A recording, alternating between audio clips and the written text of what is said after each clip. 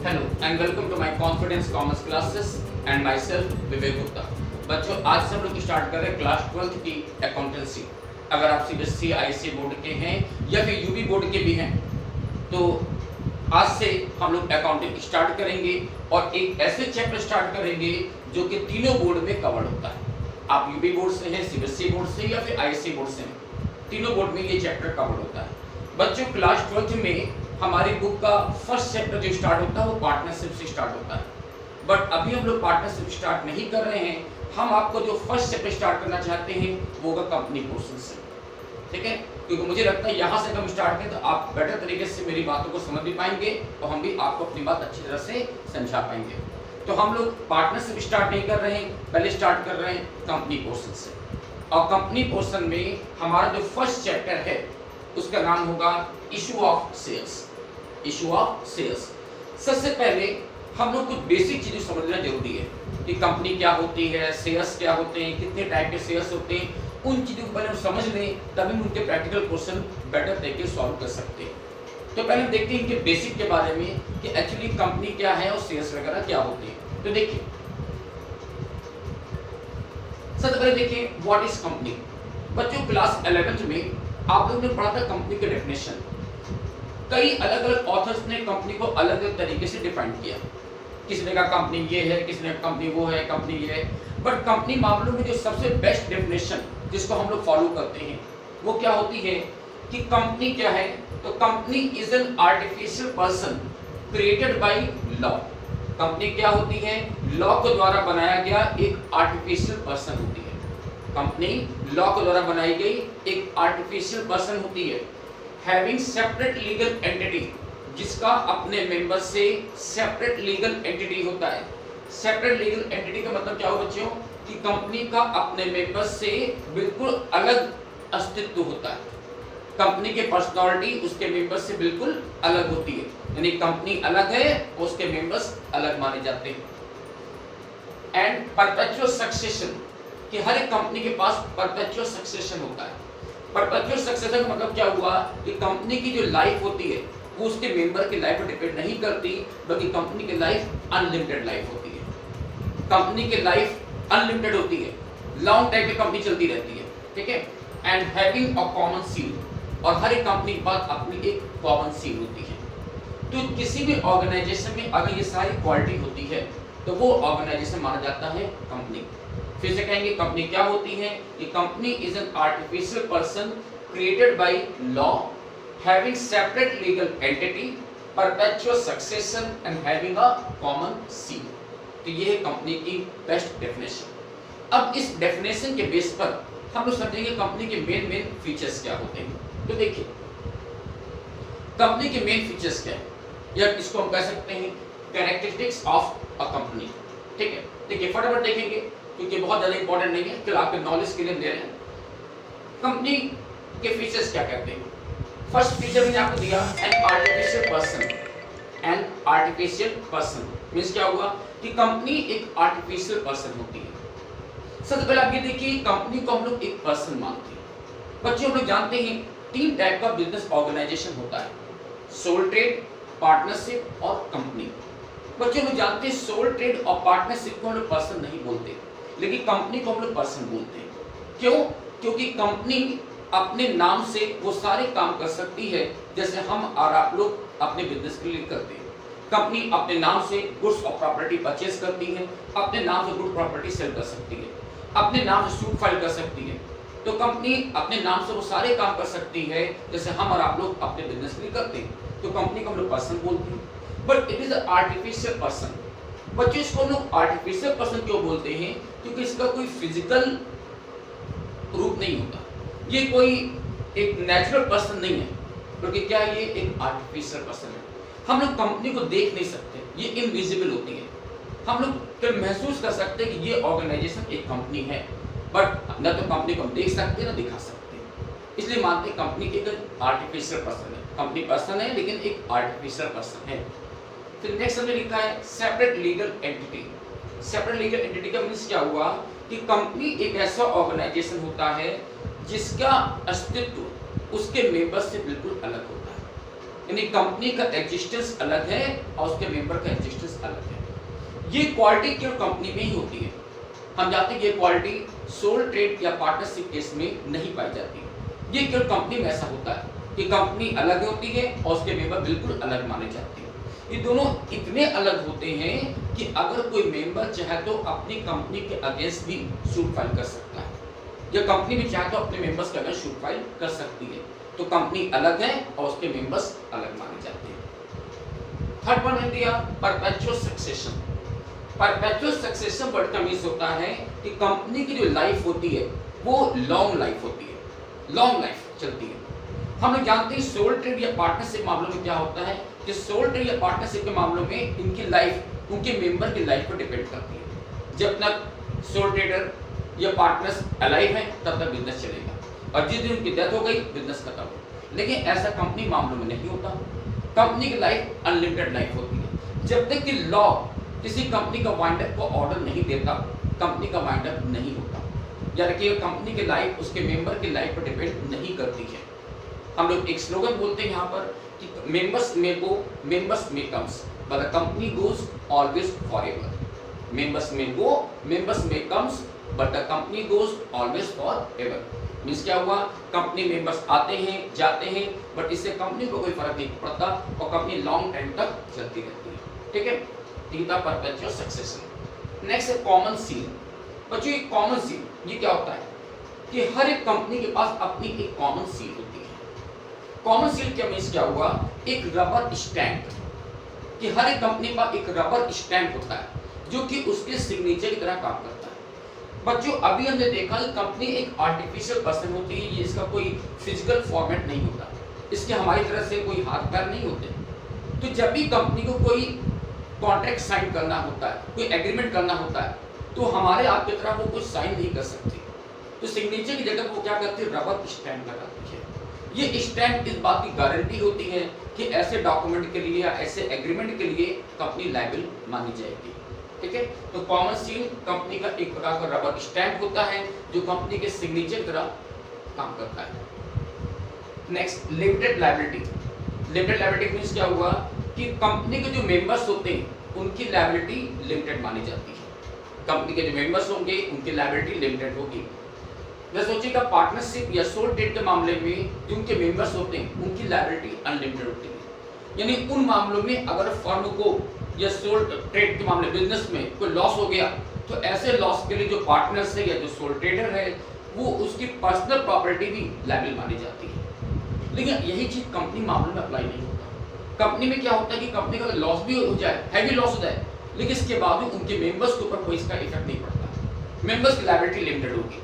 कितनी लिमिटेड होगी, up to the face value of the shares held. जितनी value के हमने शेयर ले रखे हैं बस उतनी वैल्यू तक हमारी लायबिलिटी लिमिटेड मानी जाती है। मान लीजिए मेरे पास 1000 रुपए के शेयर्स हैं तो मेरी लायबिलिटी केवल 1000 रुपए तक लिमिटेड होगी। कंपनी मुझसे उससे ज्यादा का पैसा नहीं मांग सकती है। ठीक है, तो लिमिटेड लायबिलिटी यानी कि लिमिटेड लायबिलिटी का मतलब ये कभी नहीं होता कि कंपनी की लायबिलिटी लिमिटेड होगी। तो बच्चे कहते हैं सर कंपनी की लायबिलिटी लिमिटेड होगी, ऐसा नहीं है। कंपनी की लायबिलिटी तो हमेशा अनलिमिटेड होती है। लायबिलिटी लिमिटेड किसकी होती है, उसके मेंबर्स जो शेयर होल्डर्स हैं उनकी लायबिलिटी लिमिटेड मानी जाती है। और लास्ट में रिप्रेजेंटेटिव मैनेजमेंट्स मींस क्या हुआ कि कंपनी मामलों में क्योंकि शेयर होल्डर्स या मेंबर्स बहुत ज्यादा हो सकते हैं तो वो सारे मेंबर कंपनी का मैनेजमेंट नहीं कर सकते। तो ऐसे मामले में कंपनी का मैनेजमेंट कौन करते हैं, कंपनी के मेंबर्स के द्वारा चुने गए जो रिप्रेजेंटेटिव होते हैं वो लोग कंपनी का मैनेजमेंट करते हैं। और इन रिप्रेजेंटेटिव को हम लोग कहते हैं डायरेक्टर्स। क्या बोलते हैं, डायरेक्टर्स। तो कंपनी का मैनेजमेंट कंपनी के डायरेक्टर के द्वारा किया जाता है, तो इसलिए बोलते हैं ये रिप्रेजेंटेटिव मैनेजमेंट होता है। तो ये थे कंपनी के मेन फीचर्स। ओके, ये सारी चीजें आप लोगों ने क्लास 11 में से पढ़ रखी हुई है, मैंने एक बार जल्दी से आपको रिवाइज कर दिया। देखिए अब इसके बाद देख लेते हैं हम लोग टाइप्स ऑफ कंपनी। ये कंपनी कितने टाइप की हो सकती है। बच्चों कंपनी को हम लोग कई अलग अलग तरीके से कैटेगराइज कर सकते हैं, लेकिन हमारे सिलेबस के पॉइंट ऑफ व्यू से हमने यहाँ पर 3 कैटेगरी आपको दे रखी है, जिनको आपको समझना है। ये कंपनी को हम लोग 3 तरीके से यहाँ पर कैटेगराइज कर रहे हैं। देखिए सबसे पहले फर्स्ट कैटेगरी में आपको दिया limited company and unlimited company. Limited company क्या होता है, एक ऐसी कंपनी जिसके मेंबर्स की लायबिलिटी लिमिटेड होती है। एक ऐसी कंपनी जिसके मेंबर्स की लायबिलिटी लिमिटेड होगी। कितनी लिमिटेड होगी? Up to the face value of the shares held by them. जितनी वैल्यू के शेयर उसने ले रखे हैं उतने अमाउंट तक उसकी लायबिलिटी लिमिटेड होगी। जैसे मैं फिर से कह रहा हूं कि मान लीजिए हम किसी कंपनी के शेयर होल्डर्स हैं और मेरे पास 1000 रुपए का कोई शेयर है, तो मेरी जो लायबिलिटी होगी वो करीब 1000 रुपए तक की होगी। भले ही कंपनी ऊपर हजारों सैकड़ों की लायबिलिटी आ जाए, लेकिन मेरी लायबिलिटी जो होगी वो करीब 1000 रुपए तक की होगी। यानी हम कंपनी को केवल मैक्सिमम 1000 रुपए तक देने के लिए लायबल होंगे, उससे ज्यादा कुछ नहीं। हमारी प्राइवेट प्रॉपर्टी, हमारी पर्सनल प्रॉपर्टी कंपनी के लिए लायबल नहीं मानी जाएगी, ठीक है। जबकि इसका अपोजिट अनलिमिटेड कंपनी, कि अनलिमिटेड कंपनी में क्या होता है, इसके जो मेंबर्स होते हैं उनकी लायबिलिटी अनलिमिटेड होती है, जैसे कि सोल्टेड या पार्टनरशिप केस में होती है। तो अनलिमिटेड कंपनी के मामले में उनके जो मेंबर्स होंगे उनकी लायबिलिटी अनलिमिटेड होगी और कंपनी के लिए उनकी प्राइवेट प्रॉपर्टी भी लायबल होगी। प्राइवेट प्रॉपर्टी भी कंपनी के कामों के लिए लायबल हो जाती है। बच्चों आपके नॉलेज के लिए बता दूं, हमारे इंडिया में जितनी भी कंपनियां बनती हैं वो सारी कंपनियां होती है लिमिटेड कंपनी। अनलिमिटेड कंपनी हमारे इंडिया में नहीं होती है, ठीक है। नेक्स्ट आता है guarantee and share capital company. ये क्या होता है? गारंटी कंपनी क्या होता है कि गारंटी कंपनी एक ऐसी कंपनी होती है जिसके पास शेयर कैपिटल नहीं होती है। ऐसी कंपनी में क्या होता है कि इसके जो मेंबर्स होते हैं वो एक सर्टेन अमाउंट देने की गारंटी लेते हैं। वो इस बात की गारंटी लेते हैं कि जब कभी भी कंपनी लॉस में जाएगी या कंपनी का वाइंड अप हो रहा होगा, उस टाइम वो एक सर्टेन अमाउंट जैसे 50,000, लाख, 2 लाख, 5 लाख रुपया पेमेंट करेंगे। इस बात की वो गारंटी देते हैं। अभी कुछ नहीं दे रहे हैं, जब वाइंड अप होगा या कंपनी इंसॉल्वेंट हो रही होगी तब वो पेमेंट करेंगे, इस बात की गारंटी देते हैं। तो उसे बोलते हैं गारंटी कंपनी। गारंटी कंपनी में शेयर कैपिटल नहीं होती। जैसे एक अच्छा एग्जांपल लें गारंटी कंपनी का, जैसे एग्जांपल आप ले सकते हो क्लब। क्या जी? क्लब। जैसे हमारे इलाहाबाद शहर में आप नाम कभी सुना होगा रोटरी क्लब का। तो ये रोटरी क्लब क्या है? गारंटी कंपनी, जिसके जो मेंबर्स होते हैं वो एक सर्टेन अमाउंट देने की गारंटी देते हैं। जबकि दूसरा होता है share capital company. Share capital company क्या होता है? जिसके पास शेयर कैपिटल होती है। नॉर्मली हम लोग जिन कंपनियों के नाम सुनते हैं वो सारी कंपनियां क्या होती है? शेयर कैपिटल कंपनी, जिनके पास शेयर कैपिटल होती है। जैसे रिलायंस कंपनी है, टाटा कंपनी, ये सब क्या है? शेयर कैपिटल कंपनी है, क्योंकि इनके पास शेयर कैपिटल होती है, ठीक है। और लास्ट में प्राइवेट एंड पब्लिक कंपनी। ये चीज आपने क्लास 11 में अच्छी तरह पढ़ा था, याद कीजिए। प्राइवेट कंपनी क्या होती है, पब्लिक कंपनी क्या होती है, इनमें डिफरेंस क्या होता है। तो एक बार फिर से रिमाइंड कर देता हूँ। प्राइवेट कंपनी क्या होती है कि प्राइवेट कंपनी वो कंपनी होती है जो अपने आर्टिकल ऑफ एसोसिएशन के थ्रू 3 टाइप का रिस्ट्रिक्शंस अप्लाई करती है। प्राइवेट कंपनी वो है जिसमें 3 टाइप के रिस्ट्रिक्शंस या कई प्रतिबंध लागू होते हैं। वो 3 प्रतिबंध या रिस्ट्रिक्शंस कौन कौन से लगते हैं? नंबर 1 कि प्राइवेट कंपनी के जो मेंबर्स होंगे मैक्सिमम 200 तक हो सकते हैं।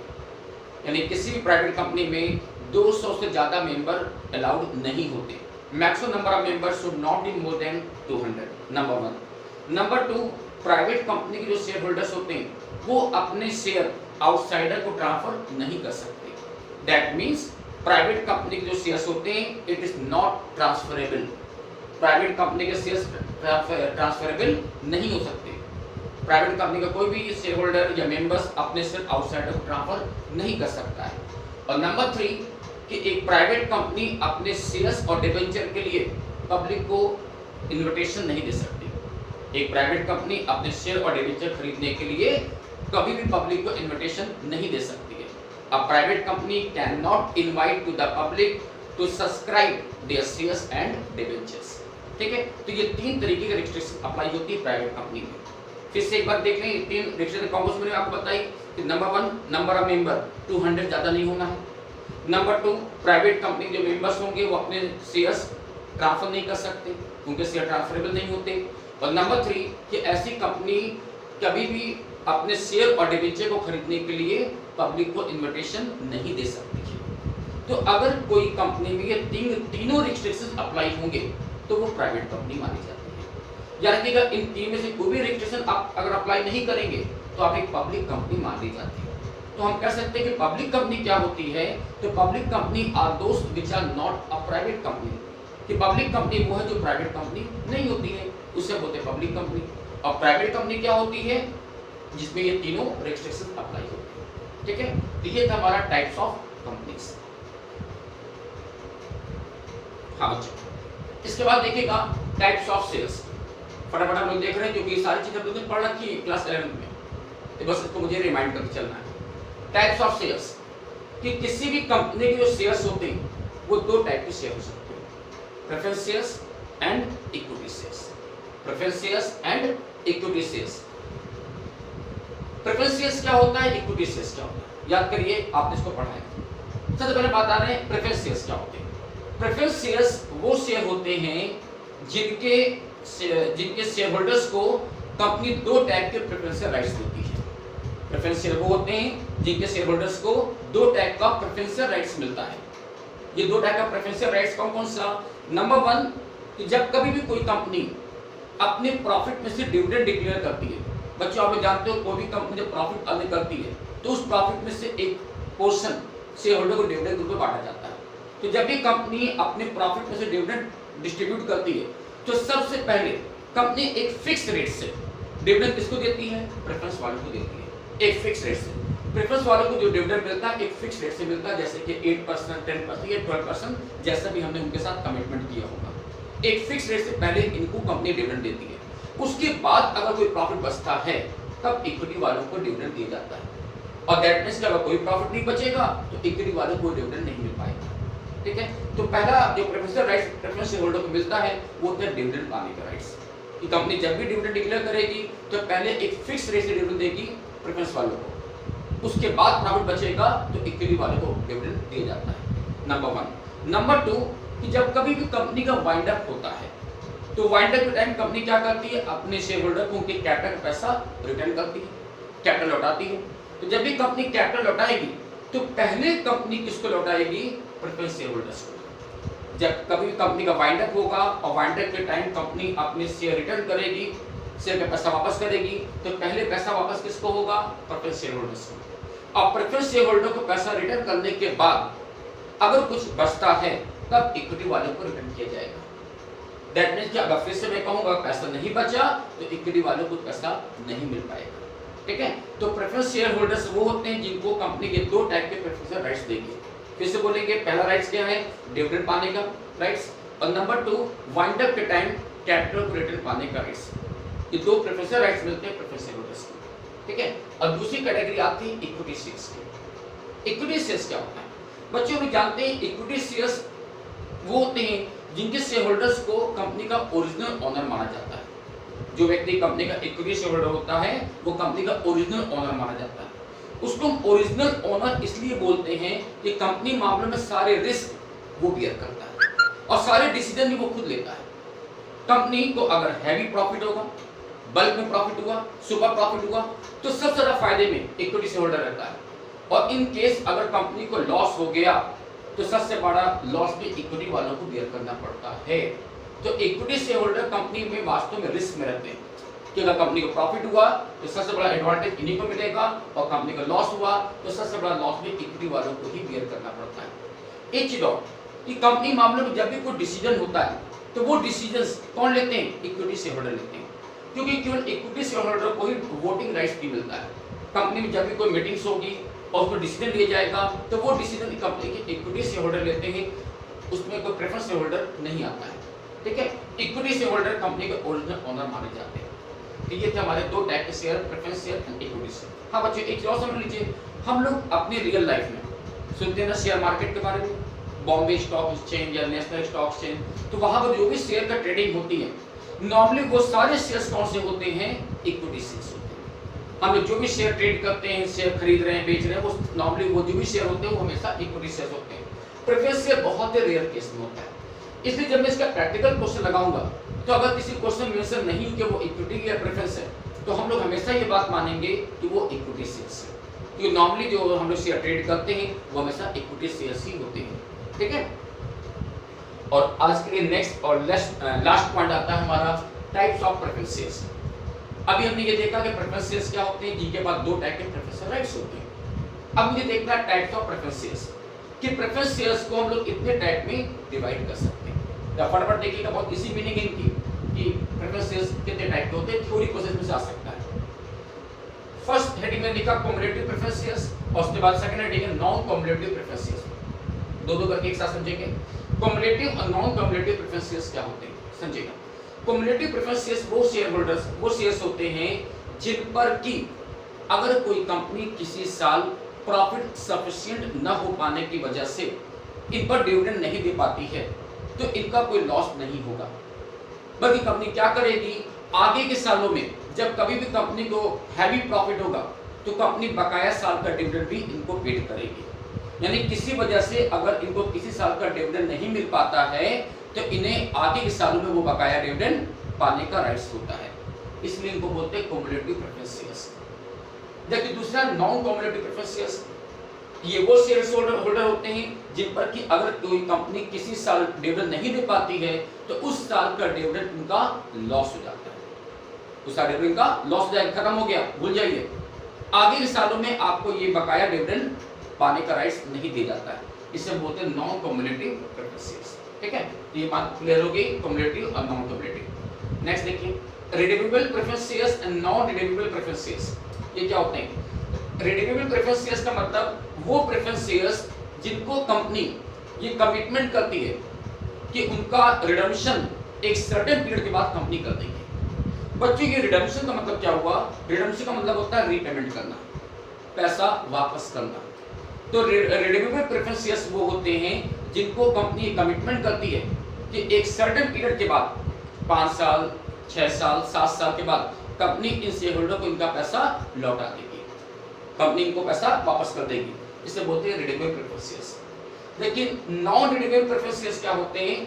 ये वो प्रेफरेंस शेयर होल्डर होते हैं जिनको कंपनी कोई कमिटमेंट इस तरीके से नहीं करती, यानी यहाँ पर कंपनी पैसा लौटाने के लिए बाउंड नहीं होती, और कंपनी ऐसे शेयर होल्डर का पैसा जो लौटाती है अपने वाइंड अप के टाइम लौटा पाती है, बीच में कभी कंपनी का पैसा वापस नहीं करती है। ये होते हैं non redeemable preference shares. Normally हमारे इंडिया में जो भी प्रेफरेंस शेयर्स इश्यू किए जाते हैं वो हमेशा रिडीमेबल प्रेफरेंस शेयर्स होते हैं जिनको एक सर्टेन पीरियड के बाद मुझे उनका रिडम्पशन करना होता है। नेक्स्ट है convertible and non convertible preference shares, समझिएगा। कन्वर्टेबल प्रेफरेंस शेयर्स क्या होते हैं? वो प्रेफरेंस शेयर्स जिनको कंपनी ये राइट्स देती है कि एक सर्टेन पीरियड के बाद वो चाहे तो अपने प्रेफरेंस शेयर्स को इक्विटी शेयर में कन्वर्ट करा सकते हैं। अगर वो चाहे उनको ये ऑप्शन दिया जाता है कि एक सर्टेन पीरियड के बाद वो अपने प्रेफरेंस शेयर्स को इक्विटी शेयर में कन्वर्जन कर सकते हैं, कन्वर्ट कर सकते हैं, वो कहलाते हैं कन्वर्टेबल प्रेफरेंस शेयर्स। और दूसरा था नॉन कन्वर्टेबल प्रेफरेंस शेयर्स, जहां पर कंपनी इस तरह के राइट्स आपको नहीं देती, यानी ऐसे प्रेफरेंस शेयर्स को हम इक्विटी शेयर में कन्वर्ट नहीं करा सकते हैं।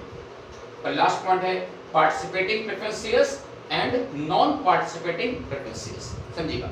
पार्टिसिपेटिंग प्रेफरेंस शेयर का मतलब क्या हुआ?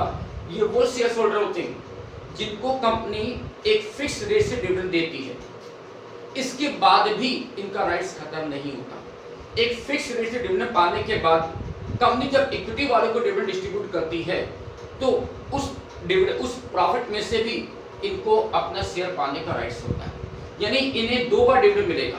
एक तो फिक्स रेट डिविडेंड मिल जाएगा, उसके बाद जब कंपनी इक्विटी वालों को डिविडेंड डिस्ट्रीब्यूट करेगी तो फिर से इनको अलग से डिविडेंड भी मिलता है, यानी वो इक्विटी के साथ भी पार्टिसिपेट करते हैं, और इसीलिए इनका नाम है पार्टिसिपेटिंग प्रेफरेंस शेयर्स। इनको पहले एक फिक्स रेट डिविडेंड मिलता है, उसके बाद जब इक्विटी वालों डिविडेंड डिस्ट्रीब्यूट किया जाता है तो उसमें भी ये पार्टिसिपेट करेंगे और इक्विटी के साथ भी इनको डिविडेंड दिया जाता है।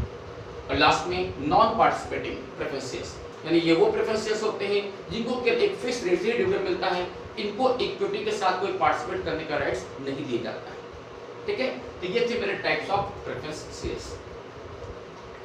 बच्चों आज हम यहाँ पे स्टॉप करना चाहेंगे, हालांकि अभी और भी कई चीजें मुझे आपसे डिस्कस करनी है, बट ये वीडियो थोड़ी बड़ी हो रही है तो इसको हम आज यहाँ पे स्टॉप करना चाहेंगे। मैंने ये चीज़ें बहुत जल्दी नहीं पढ़ाई, क्यों पढ़ाई? क्योंकि बहुत ज़्यादा इंपॉर्टेंट नहीं है, क्योंकि नॉलेज के पर्पज से, क्योंकि कंपनी को समझना पड़ेगा कंपनी होती क्या है, कैसे काम करती है, नॉलेज पर्पज मैंने आपको बताया। ठीक है, आगे टॉपिक में हम आपको टेक्निकल टर्म्स लेंगे, उनकी मीनिंग हमें आपको डिस्कस करनी है। सो आज के लिए हम यहाँ पे स्टॉप करना चाहेंगे। Good day, thank you and best of luck.